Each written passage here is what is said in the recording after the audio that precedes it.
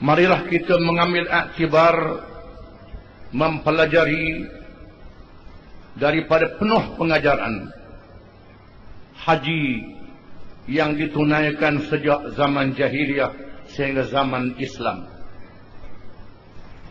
Haji yang menjadi titik tolak kepada dakwah Islam yang dibawa oleh Rasulullah sallallahu alaihi wasallam ketika orang-orang jahiliyah Arab menunaikan ibadat haji. Apabila Rasulullah sallallahu alaihi wasallam menemui kabilah-kabilah Arab yang masih menunaikan haji dan mengaku mengabdikan diri kepada Allah Subhanahu wa taala, ketika Islam ditekan dan ditindas, umat Islam dizalimi dan diunyanya dengan begitu rupa. Apabila Rasulullah sallallahu alaihi wasallam menemui pemimpin-pemimpin kabilah Arab yang datang menunaikan haji ke Mekah, mengajak mereka menjadi orang Islam dan menunaikan kewajipan selepas itu bagi menegakkan Islam supaya memerintah di bumi Allah Subhanahu wa taala. Allah menjanjikan kemenangan hanya mereka yang beriman kepada Allah dan beriman kepada benarnya Rasulullah sallallahu alaihi wasallam menyahut seruan ini.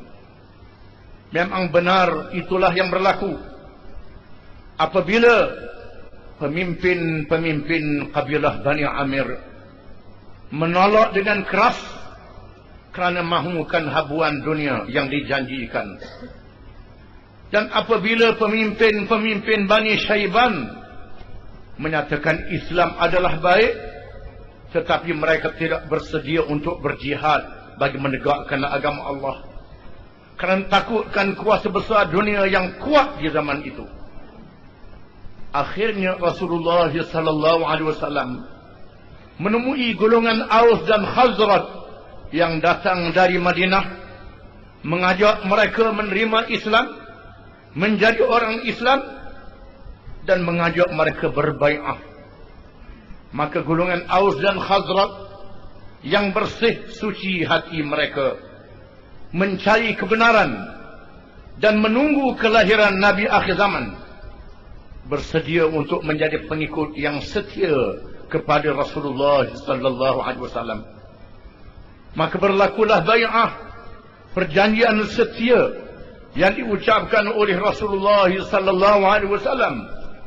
Bai'uni 'ala as-sam'i wat-ta'ati fil nashati wal kasal wa 'ala an-nafaqati fil 'usri wal yusr wa 'ala al-amri bil ma'ruf wan nahyi 'anil munkar wa 'ala an taqumu fillah wa la ta'khudhukum fillahi lawmatu laim wa 'ala an tansuruni wa tamna'uni idza qadimtu ilaykum mimma tamna'una minhu ahlikum wa amwalakum falakumul jannah.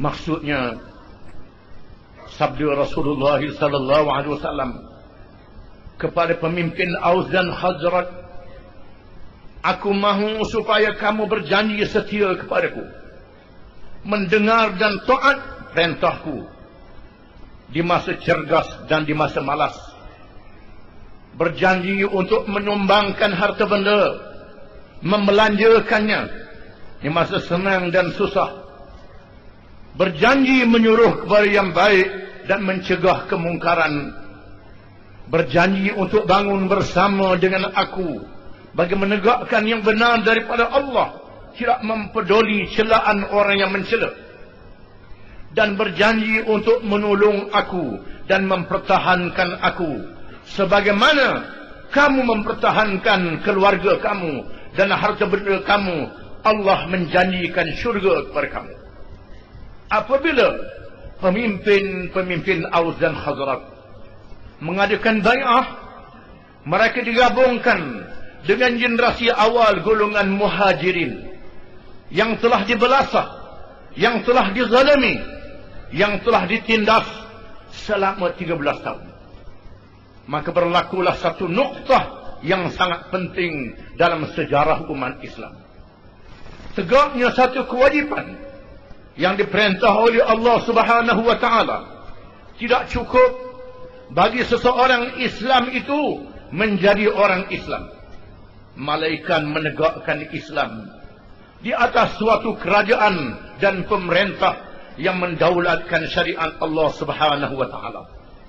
Daripada golongan Muhajirin yang ditekan dan ditindas, dan golongan Ansar yang melakukan bai'ah di musim haji yang mulia, maka terbentuklah sebuah negara yang dipimpin oleh Rasulullah sallallahu alaihi wasallam, negara yang dijanjikan oleh Allah di dalam Al-Quran, wala yansurannallahu man yansuruh innallaha laqawiyyun aziz alladzina immakkannahum fil ard aqamus salah wa atawuz zakah wa amaru bil ma'ruf wa nahaw 'anil munkar walillahi 'aqibatul umur. Dan demi sesungguhnya Allah menolong sesiapa yang menolong bagi memenangkan agamanya, dan Allah itu maha kuat lagi maha perkasa.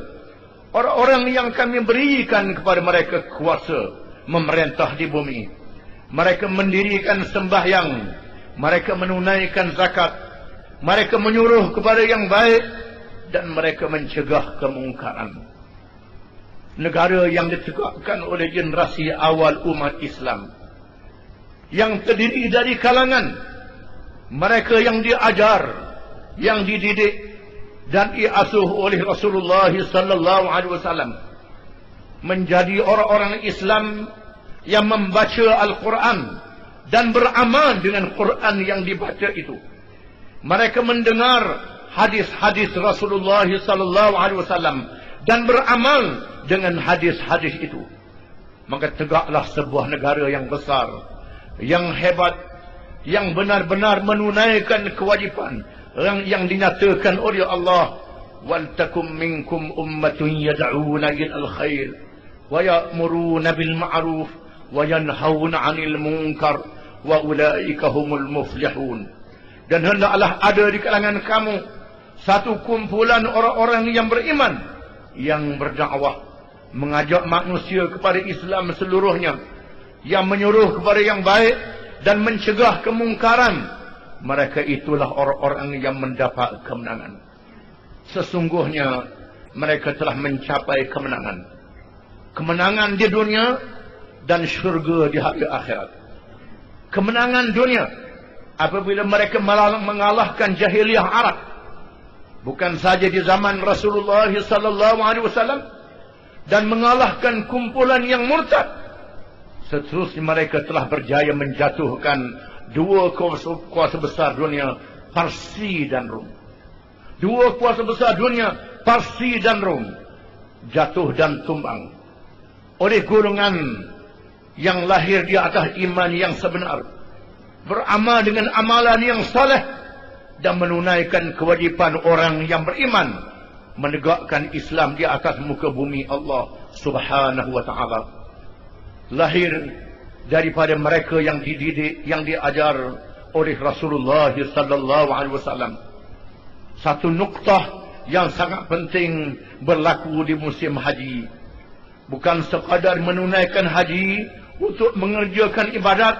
Haji adalah perhimpunan politik, perhimpunan ekonomi, perhimpunan pendidikan yang mengumpulkan umat Islam menjadi umat yang kuat dan gagah, yang berjaya memimpin dunia. Sekiranya mereka memahami ruh dan semangat daripada haji yang sebenarnya, sebagaimana yang diturunkan oleh Allah surah Ibrahim alaihissalam dan dilaksanakan oleh zuriat keturunan Nabi akhir zaman Muhammad sallallahu alaihi wasallam. Hari ini umat Islam dalam keadaan yang lemah setelah mereka meninggalkan ajaran Islam, tidak menghayati agama Islam sebagaimana yang dilaksanakan oleh Nabi Muhammad sallallahu alaihi wasallam. Walaupun mereka melaungkan ucapan talbiyah ketika mereka memakai pakaian ihram, labbaik Allahumma labbaik, labbaik la syarika laka labbaik, innal hamda wan ni'mata laka wal mulk la syarika lak. Ya wahai Tuhanku, Ya wahai Tuhanku, tiada sekutu bagimu. Ya wahai Tuhanku, sesungguhnya segala kepujian, sesungguhnya segala pemerintahan dan kerajaan, sesungguhnya segala nikmat adalah milik bagimu. Ya wahai Tuhanku, tiada sekutu bagimu. Ucapan sekadar lidah yang tidak bertulang, bukan masuk di dalam hati dan jiwa, yang mengeluarkan roh yang kuat, yang menjadi umat yang gagah perkasa, yang menegakkan agama Allah Subhanahu wa taala. Sekiranya umat Islam kembali melaksanakan semangat sebagaimana yang ditunaikan oleh generasi awal umat Islam yang dididik oleh Nabi sallallahu alaihi wasallam, maka akan tetap terlaksana janji Allah Subhanahu wa taala di dalam Al-Qur'anul Karim kepada umat Islam yang beramal dengan ajaran Islam dalam arti kata yang sebenarnya. A'udzu billahi minasyaitonir rajim. Wa'adallahu alladhina amanu minkum wa 'amilus shalihat la yastakhlifannahum fil ard kama istakhlafa alladhina min qablihim wa liyumakkinanna lahum dinahum alladhi irtada lahum wa liyubaddilannahum min ba'di khawfihim amna ya'budunani la yushrikuna bi syai'a wa man kafara ba'da dhalik faulaika humul fasiqun. Allah berjanji kepada orang-orang yang beriman dan mengerjakan amal yang saleh di kalangan kamu, bahwa Allah akan jadikan mereka golongan yang kuat memerintah sebagaimana Allah tunaikan janji kepada orang-orang yang terdahulu. Dan Allah jadikan agama Islam yang diredha ini kuat memerintah, berkuasa, dan Allah menukarkan daripada keadaan ketakutan kepada keadaan yang penuh dengan keamanan. Mereka mengabdikan diri kepada Aku, yakni Allah, dalam keadaan mereka tidak syirik menyekutukan Allah dengan sesuatu yang lain. Dan sesiapa yang kufur selepas itu, mereka itulah orang-orang yang fasik. Barakallahu li wa lakum fil kitab was sunnah wa nafa'ani wa iyyakum bil ayati wal hikmah. أقول قولي هذا وأستغفر الله العظيم لي ولكم ولسائر المسلمين والمسلمات إنه هو الغفور الرحيم.